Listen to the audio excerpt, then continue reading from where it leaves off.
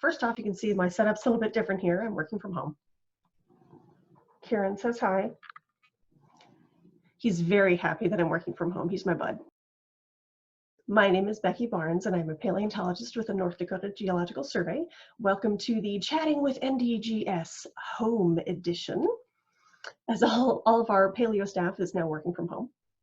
Today's topic, we're going to be talking about hadrosaurs, one of my favorite critters, the often ignored as people that have a tendency to focus more on big things with pointy teeth and pointy claws like T-Rex and Velociraptor and whatnot. And instead we'll be focusing on the things that keep them alive. So our dinosaur hamburgers. A hadrosaur means thick or stout reptile. Hadros is a Greek word for thick or stout, and these are very stocky animals. They have 4 legs, big, long, thick tail. They actually used to be restored with really, really super skinny tails, but we found out that that was wrong, totally wrong. So they're very, very stout, bulky animals.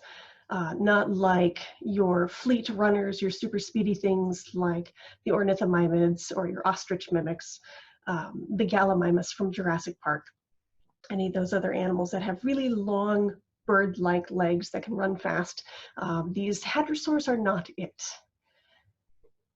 They're not necessarily slow. They can still probably run faster than us, but they're not going to be the cheetahs of the dinosaur world. These are 2 different styles of dinosaur hip bones.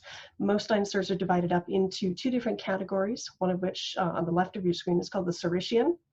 This is the lizard hip situation. You'll see that in tyrannosaurs and your meat-eating dinosaurs, any of the theropods, your raptors, creatures like that are going to have this lizard hip situation, as well as your long-necked sauropods like Apatosaurus and Brachiosaurus are also going to have these really, really interesting hips that are over on the lizard hip category. The creatures that we're talking about, however, are the ornithischian or the bird hip. As you can see, we have a lot of these bones up in here in the hip. We have the pubis up in the front, the ischium down at the back, and in this one, the pubis is actually pointing backwards. It has a little arm here. It's pointing back towards the ischium, versus over on the Saurischian, your pubis is pointing forward. So forwards, backwards. That's just kind of the big thing there. And these dinosaurs, the creatures that we're talking about, the specific hadrosaurian dinosaurs, were around pretty much in the mid to late Cretaceous, and they were all over the world. There were different types and different continents, so not everybody had the same kind of animal. And they branched out from a group of creatures called the iguanodontans. And these were some of the first dinosaurs that were ever discovered, was an iguanodon. And I believe it was Gideon Mantell and wife discovered this iguanodon. And iguanodon means iguana tooth, so don means tooth. We'll be getting into more in teeth tomorrow. And you may recognize the dinosaur as like the thumbs up dinosaur. It's got these big thumb spikes, and that's more of a baseline creature. And then things started branching out and changing shape and form and function and what they were doing and where they were living from that kind of base creature. And they branched off into a couple of different categories, one of which are the lambeosaurines, and the other of which is the hadrosaurines. And what we have here in North Dakota are these hadrosaurines. Now, the big differences you can notice in here are these hadrosaurines have really small, solid crests or no crests at all on their heads and faces. So it's very smooth. Shantungosaurus up here has kind of a smooth face, looks a lot like Edmontosaurus, a little tiny, solid bone crest on your Saurolophans and your Maiasaurans, versus over in the Lambeosaurinae, which you can see in Clint's screen too, he's got a little guy, we have Parasaurolophus, which is this big, long, hollow head crest. You've got your Hypacrosaurs, your Cretaceous-cows, your Olorotitans, and these creatures with these really, really big head crests. All kinds of different creatures. So here we have our our Parasaurolophus again. So this would be our Lambeosaurine. Here we have this long head crest running down through here, big long body, 4 legs. They can walk on 4 legs, and they can pick up those front legs and actually run on 2 legs. Here we have the other branch, that Hadrosaurinae, and this is Edmontosaurus, the type of creature that we usually get here in North Dakota. Again, same thing, 4 long legs, big long tail, can walk on 4 legs and run on 2. No head crest though. He's got a really, really plain head crest, or no bumps at all really. And they have a really cool method for eating. These hadrosaurs have this really cool method for processing food. They didn't necessarily need gizzard stones like you will see in some of the sauropods, which have these big raking teeth. And these raking teeth are good for grabbing hold of a branch and then stripping all of the leaves off of that branch and then swallowing it. And then in the belly of that animal, you might find gastroliths, grinding stones that help grind these things up, this food up in order to process it. The hadrosaurs really didn't need that. They were eating machines. And the picture that you're seeing in front right now is the inside of one jaw from one of these hadrosaurs. And it's just rows and rows and rows and rows of teeth. They would have like 1,200 teeth in their mouth, not using all at the same time. They're only using this very, very top flat row that's grinding down. But what happens is those teeth are constantly growing, just like in a shark. And it's like an elevator belt. They're just slowly working their way up as those teeth are being ground down. So you have these flat teeth up here, and eventually, like this one right here is just about ready to pop out, and then the tooth right below it will take its place. It just kind of keeps moving on up. So the really, really efficient eater. They have these on the tops and the bottom teeth, or the top and bottom jaw rather, and they would just mash that food into bits, whatever food was available. Now, those of you who are artists out there, don't ever draw grass with your dinosaurs, because there was no grass. Lots of other different types of plants, not grass. Now, Edmontosaurus, here we have some old art restoration. This was done by one of my personal heroes, Charles Knight. And you can see the tail is dragging on the ground. He's kind of squat and he's not really moving around a lot, but they used to show these animals as swamp dwellers or water dwellers, because these long flat bills that they would have gave them the nickname of a duck-billed dinosaur. So it looks kind of duck-billed, but ducks work around afterwards. So shouldn't ducks be then called hadrosaurine-billed avians? Kind of switch those things around, right? So in this case, we've got our duck-billed dinosaur here. And dragging its tail, if you did that, he would have actually broken its tail. So not a good position to be in, which they discovered. Okay, we're going to go over a few different, very specific types of hadrosaurs and what they've taught us. There's no way that we can cover every kind of hadrosaur because there are a lot out there.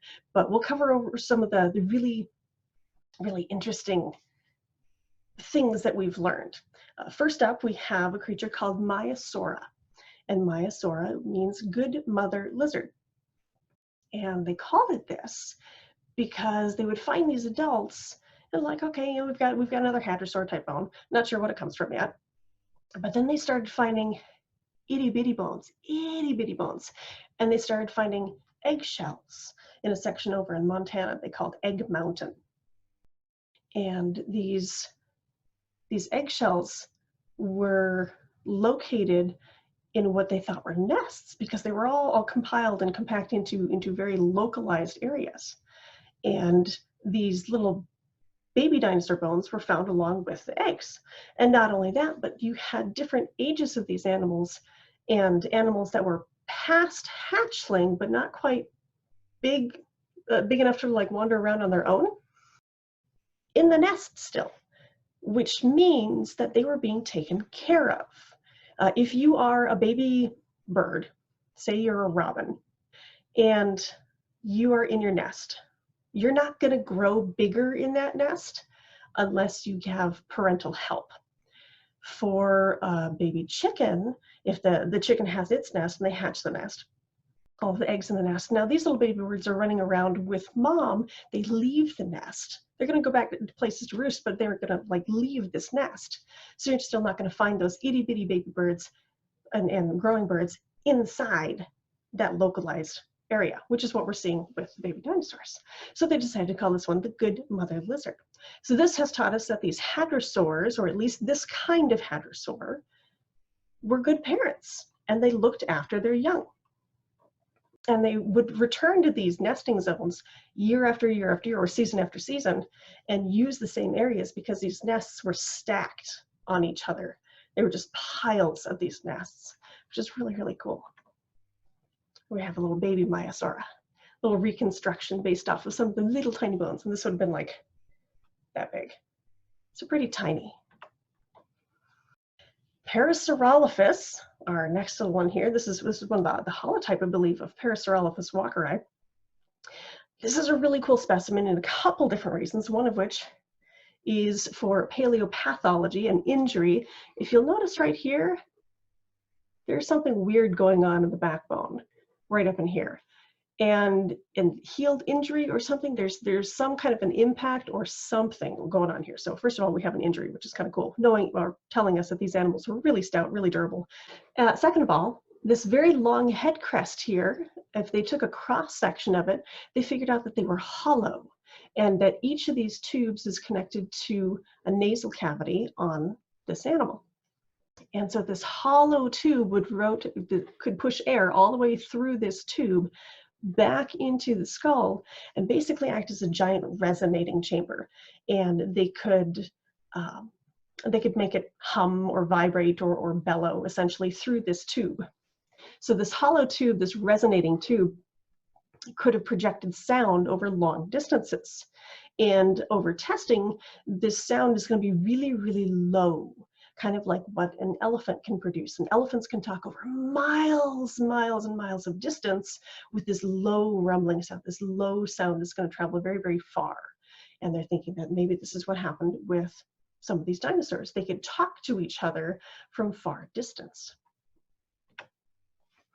My personal favorite dinosaur, or my hadrosaur, my favorite dinosaur is Triceratops. My favorite hadrosaur is Edmontosaurus. So this means reptile from Edmonton. These animals have been found all the way up into Canada, all the way down into South Dakota, and further, I believe. And these animals have taught us about dinosaurs that are living in herds as well as migrating. So these animals are moving from place to place, back and forth, over the seasons. And that makes total sense with the nesting sites, because we're only if they're only finding baby dinosaurs at these nesting sites, and they're not finding a lot of adult bones at these nesting sites, well, then they're moving on, going other places. And they're finding that with these animals too. You go to one area and you're finding a higher concentration of younger animals, and you go to another area and you're finding a higher concentration of older animals. And we'll get into a little story about this, where these are actually the first animals that I worked with. So way back when Becky was very young. Well, I was obsessed with dinosaurs, and I'll keep it short. But these animals were not high on my list to study. They were boring. Who cared? They didn't have any fancy head crests. They didn't have cool claws. They didn't have pointy teeth. I like Triceratops with that big head frill and the horns. But an opportunity came up that I could tag along with the local university, Concordia College in Moorhead, Minnesota. And they were hosting something called a communiversity class. And this meant that people in the public could sign up and go along on a dinosaur dig. Sign up for a week or whatever, but in order to do that, you also had to volunteer in the local lab in order to get yourself familiar with the bones and the proper collection techniques and the proper preparation techniques, and basically learning, as you're working with these things in the lab, what do you like about the fossil that you're working with as far as how they packaged it up, and what didn't you like? And if you didn't like something, don't do that yourself when you're digging these bones in the field. So signed up for this thing. It was great. Got to volunteer in the lab, and then we hit the field and started exploring. And this is an example of one of these. It's one site. It was one site down in South Dakota. And this was a log jam of material. There were bones everywhere. We've got a tibia here. We've got a femur here. We've got arm bones and legs on here. But here's another ankle end of a tibia up in here. And just everything was a giant game of dinosaur pickup sticks, which is good and bad. It makes things very difficult to remove. This is not a fast site. This is more compact than the site that we're working south of Bismarck-Mandan, but it's similar in that you find something, you have to remove it, and as you're removing it, you may run into something else, or two, or three, or four, and it's just, they're all over the place. And they did their collection a little bit different than, sorry, he's got a cold. They did their collection a little bit different than how we do our collecting, based on how tight these things were together and how we only had human power. We didn't have any machinery to help move this stuff. So they removed a lot more dirt than we would and made these jackets very, very tight to the bone just so that they could get around these fossils. And it's not ideal. We try to pack in as much dirt as possible around these fossils for easy transport. But everybody has different techniques. So here's another view, just working at this site. Got a bunch of long bones sticking through here, and you would have like 3 femurs sticking next to each other, all rights. So you know that those are 3 animals because you're not going to get 2 right femurs on one animal. So your femur is your upper leg bone. This is a tibia here though, so lower leg bone. But just everywhere. And so there were so many of these creatures that were piled in here that we ended up doing a lot of mapping and measuring out in the field in order to figure out what in the world was going on. And it looks like these animals were deposited and then uprooted again in the water, shifted downstream a little bit, deposited again, uprooted a little bit. And so they were kind of jumbled around, kicked around, and totally disarticulated. So that means that all the bones were out of place, out of order. Little Becky. This is a long time ago. This was my major advisor for my master's, as well as my advisor for my undergraduate. This is Dr. Ron Nellermo, and he was very instrumental in getting me on my road to paleontology. More digging, random hazards that happen in the field. They also used super glue out in the field to help tack some of the pieces together instead of, well, in addition to another thing that we use in the lab called Butevar, which is a plastic dissolved in acetone. And when super glue's been sitting out in the sun for a while, it gets like super sticky and volatile. And if it leaks, as you can see from poor Chris's hand there, it will stick. So we glued our hands to bottles and tapes and all kinds of stuff. More digging off to the left. That is our glorious bathroom on the right. We had a high-tech, we didn't have a porta potty. It was a hole in the ground with a barrel sitting on top of it and 2 tarps angled so you couldn't see. There's our outhouse. But you could find some random T-Rex teeth too. These animals were dismantled and disarticulated and fed upon. There were some feeding marks and a lot of shed carnivore teeth as well. So here's an example. We found 1 bone, 1 femur. What do we do now? Well, they would wrap it in tinfoil. Again, now we like using paper products that allow water to escape.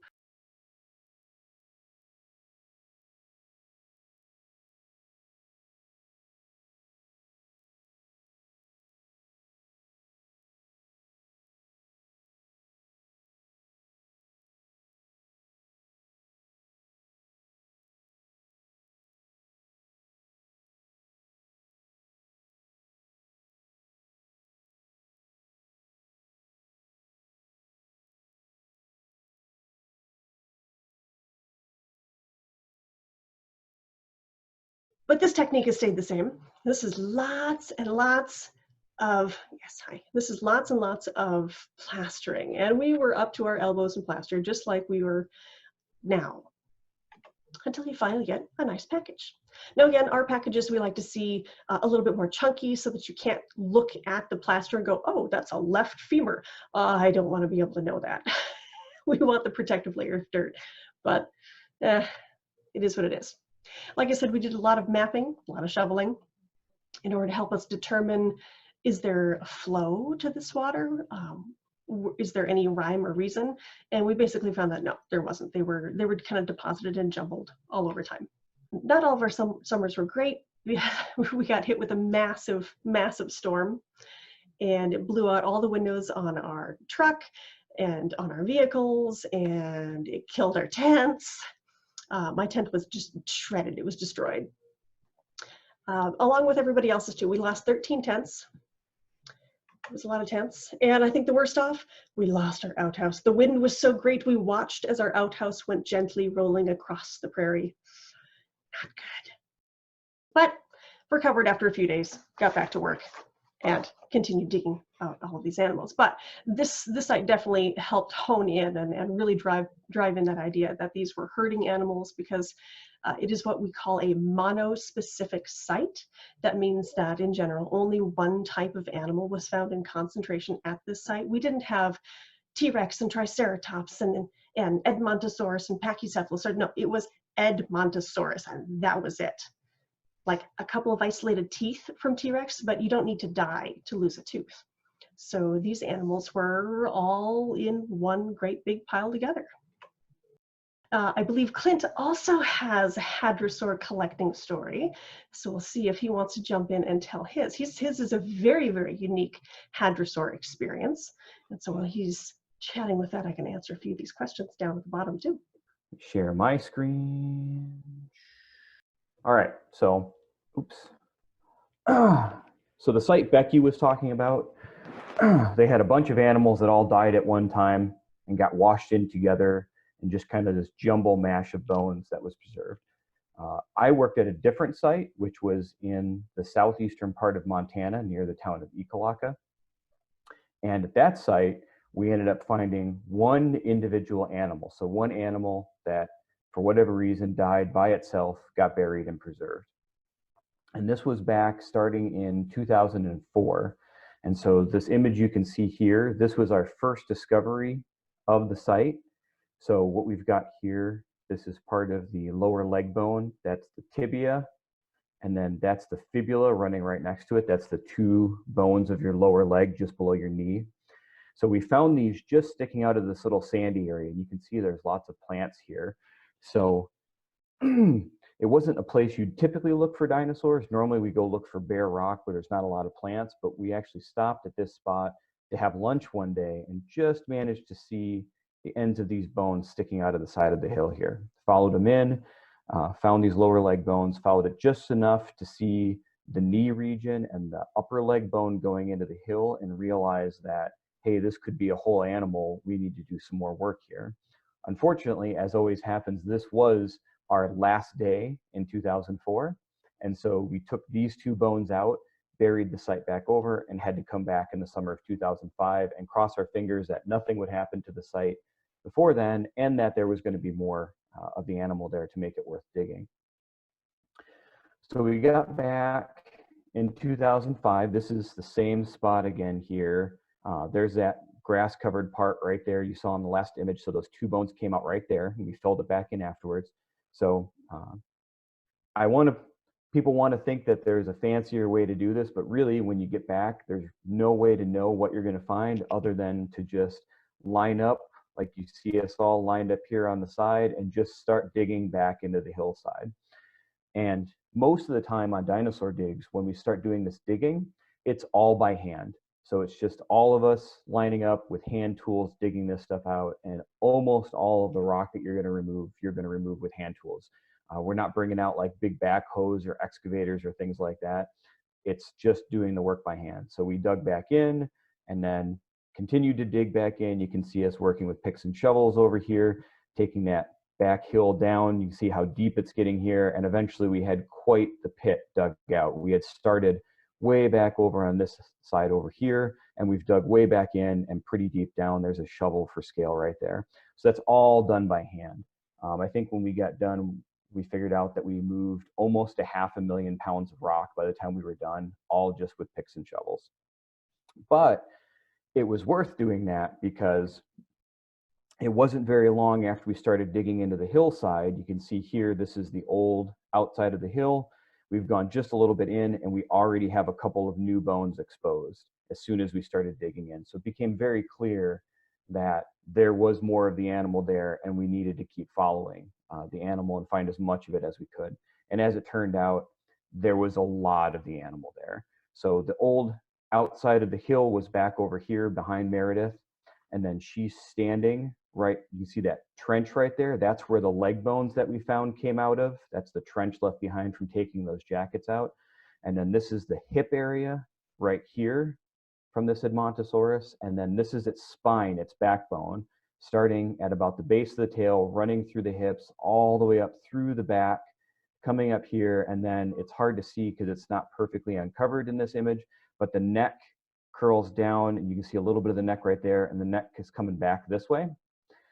And then there's a shoulder blade right here. There's one of the lower leg bones that got flipped out of place is back over here. It was one bone that was pulled off to the side. I don't know if maybe something fed on it and just carried part of the bone away and then dropped it again, or if it just got washed by water. And then the tail actually broke right here and separated and just washed up against the back of the animal. So there's a gap of about a foot or so with no tail. And then the part of the tail that should have been connected right there started right here and actually ran all the way along the back. So we had all the way to the tip of the tail as well. Now, we had this nice spine all the way up through the neck. And of course, what you want to find at the end of the neck is the head. But we had this big jumble of bones down here where the head should be. So we had to keep moving stuff out of the way to get in to see, is this where the head's going to be? Oh, wait, that's a leg bone. Is this where the head's going to be? Oh, wait, that's another shoulder blade. Is this where the head's going to be? Wait, those are some more ribs.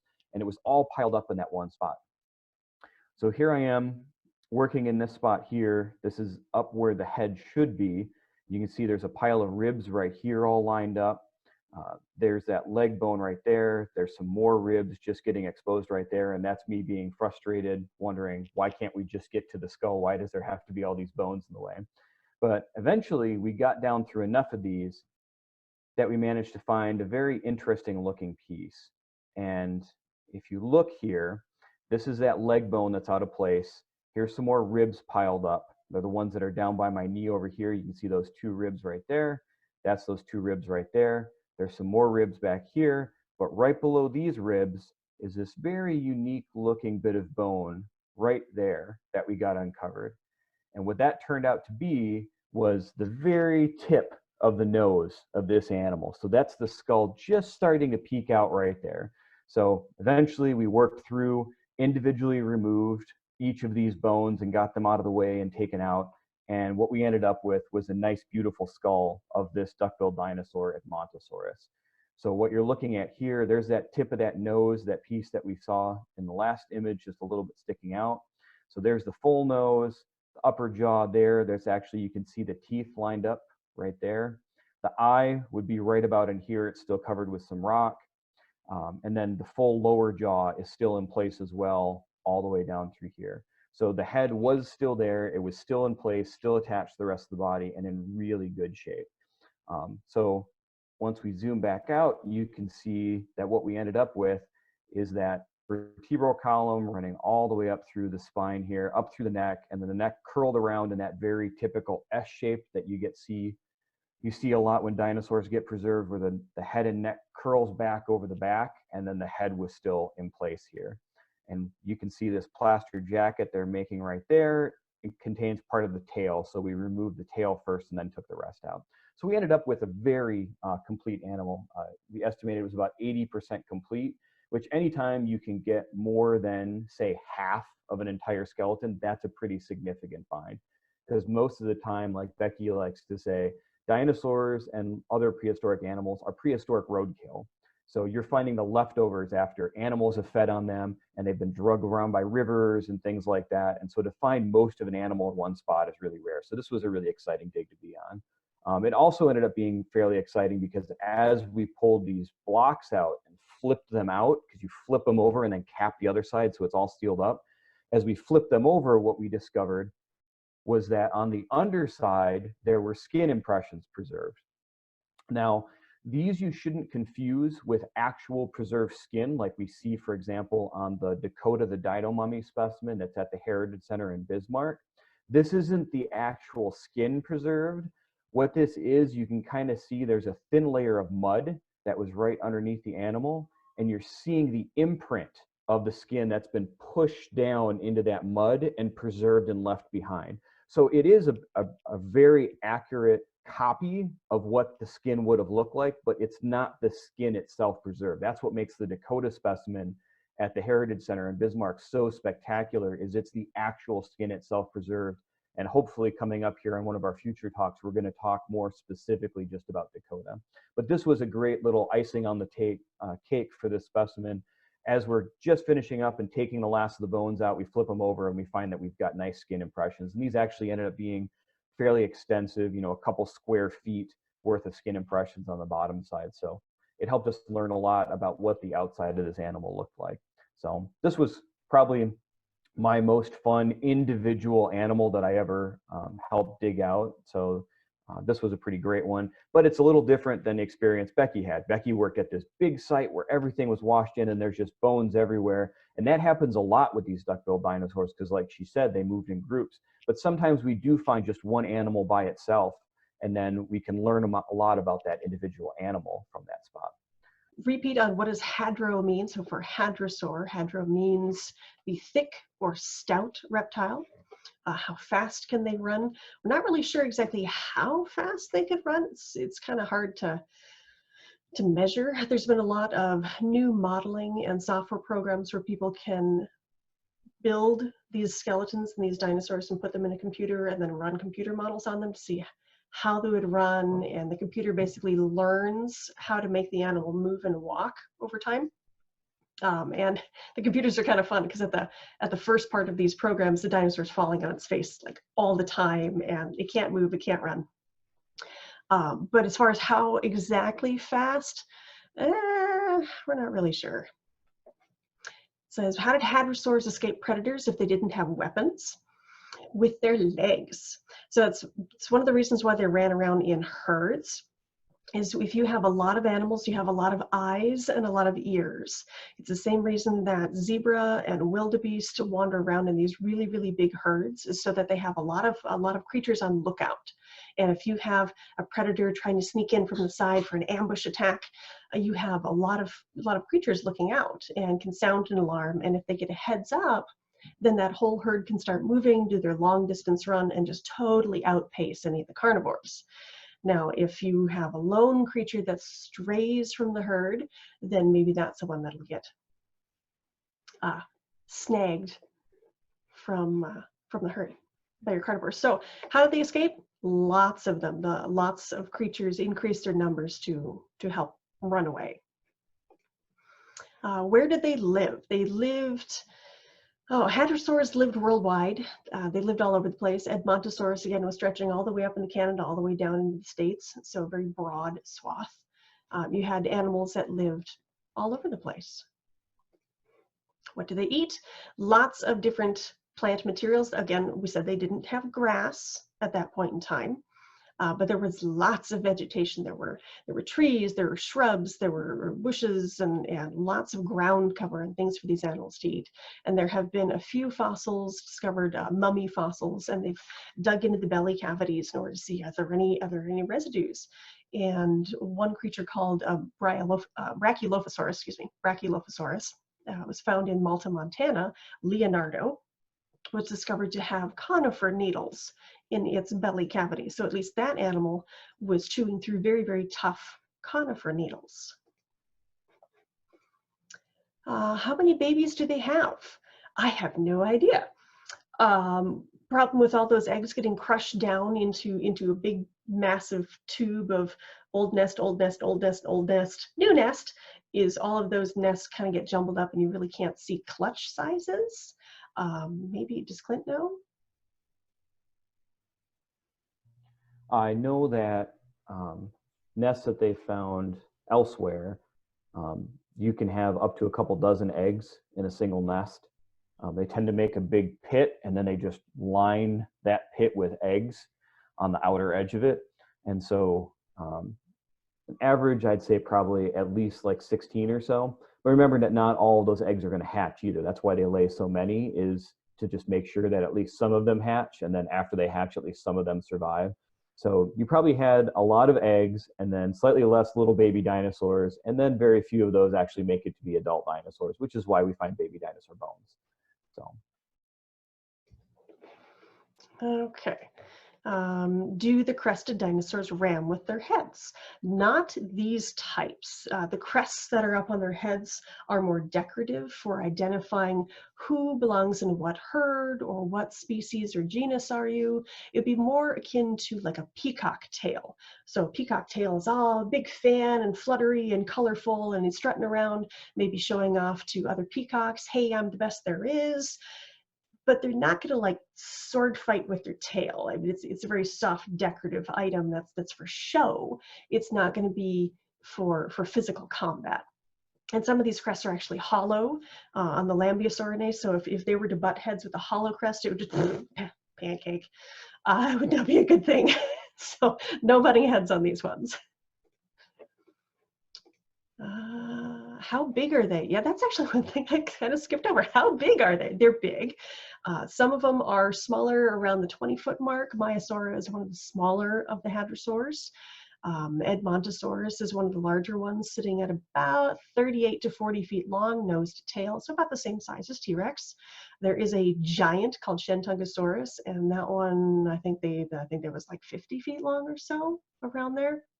It's really, really big. It looks a lot like Edmontosaurus, just like mega Edmontosaurus. So they were very, very long.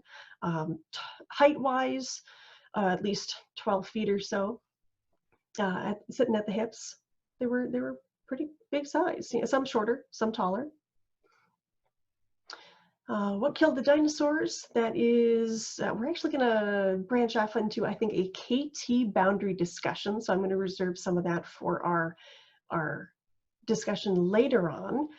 But right now we're looking at a combination of the Deccan traps, which were big volcanoes over in India exploding for thousands of years. You were looking at climate change and the advent of flowering plants. And so you had a whole big faunal floral changeover, different food sources that were bumping up all over the place. And to top it all off, the cherry on top, you had a massive asteroid slam into what we call the Yucatan Peninsula in the Chicxulub crater down in Mexico. So all things combined together was just not a good time to be a dinosaur. Is all glue that hazardous? Glues that are mixed with chemicals other than water tend to be more hazardous. If I'm working with an Elmer's glue or a water-based glue, I mean, I get that stuff on my hands all the time. You just peel it off. I'm sure you guys did that. And for you adults that are watching, you probably did that in grade school too. You just kind of sit there and you pick glue off your fingers all day. I'm sure everybody's doing that. That stuff's really not that toxic. Same thing with like some of the wood glues, but if it's a glue that's mixed with anything that's going to require turpentine or alcohol or acetone or something like that for cleanup, that's going to be your more toxic glues. So that's the stuff that you want to be careful with. You really want to be careful with it. Do we know, or do we think hadrosaurs protected their young by making a circle kind of like elephants? They didn't have any defensive features like the horns or the tusks in the case of the elephants in order to provide, hey, I'm big and pointy and scary, don't attack me. There's been lots of artwork with ceratopsians doing that. Yeah, hopefully, yeah. Everybody's at home today. So we have lots of artwork with ceratopsians doing the whole defensive perimeter around their juveniles, but not so much with the Edmontosaurs. With the Edmontosaurs, they're basing their defense on numbers. And so they're going to want to get that herd moving. And if you're slow, well, you may end up sacrificing yourself for protecting the rest of the herd and maybe a T-Rex snack. But I don't think they protected their young per se, but maybe just group ran together and would fend off predators as a moving body of gigantic animals with a lot of weight behind them, more like what a wildebeest or a zebra is going to do. The whole herd's taken off, the babies are taken off, and they just kind of run all together. That's just my guess. What types of tools do we use? We use all kinds of types of tools.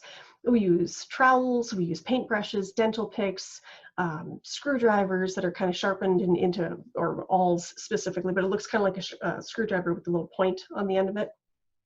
We use lots of tools out in the field, including just muscle and patience. These are two of our very, very important tools, our patience and using a little bit of arm muscle. We have one not on, well, kind of on hadrosaurs. It says, did any dinosaurs live in Antarctica? Yes, there were dinosaurs down in Antarctica.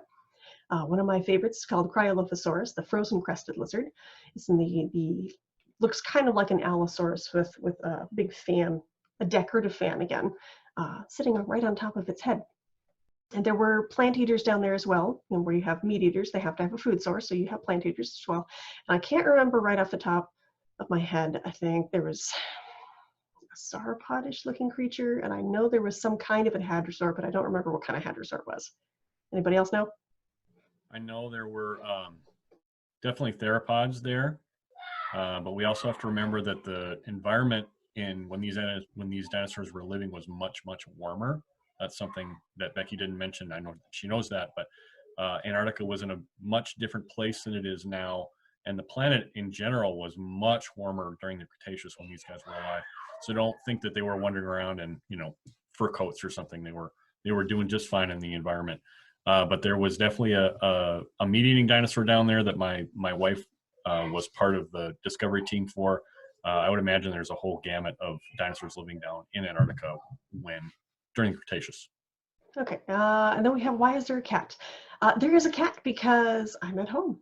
And if I don't have the cat in here with me, sitting behind me on my chair where he's nice and quiet and he's not disturbing anything, he will be digging at the door, making quite a racket because he's my bud and he likes that I'm home and he wants to sit with mom. And if I lock him out the door, you would just hear rattling incessantly of, no, let me in, this paws would be sticking under the door, let me in. Tomorrow's topic, I believe Jeff is taking over, and he's going to dive in with the topic of teeth. Very interesting. Arr, arr, arr, yes. So teeth. All right, we'll see you tomorrow at 10 a.m. talking about teeth. Until next time.